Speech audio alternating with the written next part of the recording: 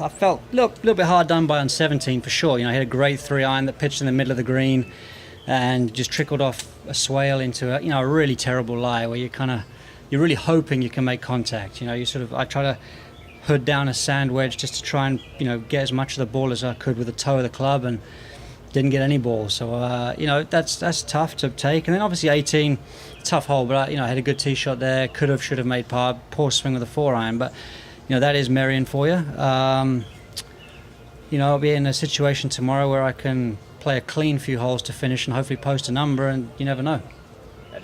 You feel good generally about the round, though. Obviously, you put the last two aside. You feel good about the way you played today.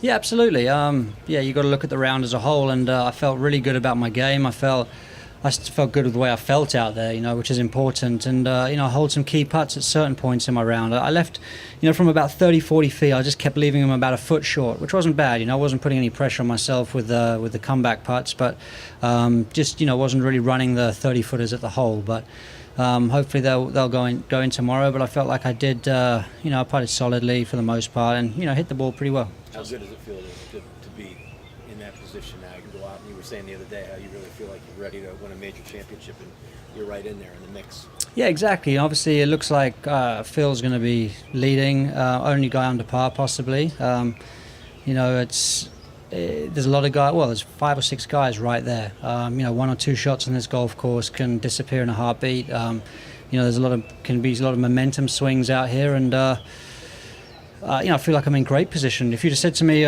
Thursday morning, hey, this is where you're going to be entering Sunday, I'd have absolutely taken it. Justin, you alluded to down the stretch on Sunday. As a whole, holes 14 through 18, how would you describe its difficulty? I feel like, you got to hit, if you hit one bad shot on any of those 4 holes, it generally leads to a bogey.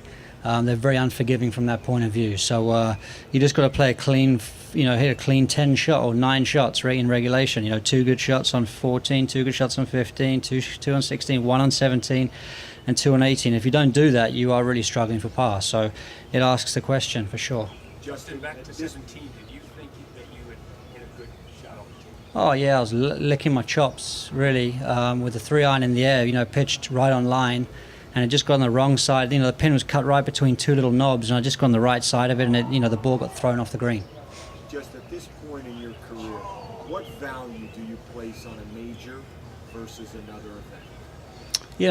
Major's a step up for me now. I've been lucky enough to win quality PGA Tour events, and lucky enough to win a WGC event. So, the trend for me is into the majors now. I'd like to become more of a prolific winner before I solely focus on the majors. I feel like I can do a better job of that. But absolutely, the thing missing from the resume is a major now, if you look at it. But I think winning more is a big goal. But, I feel like this week's been a good learning curve for me. I feel like I've not stumbled, but I feel like I've worked. Like Adam Scott, for example, he knows exactly what's worked for him in terms of preparation for majors, and I feel like this week's been a big learning curve for me about what I can take forward as well.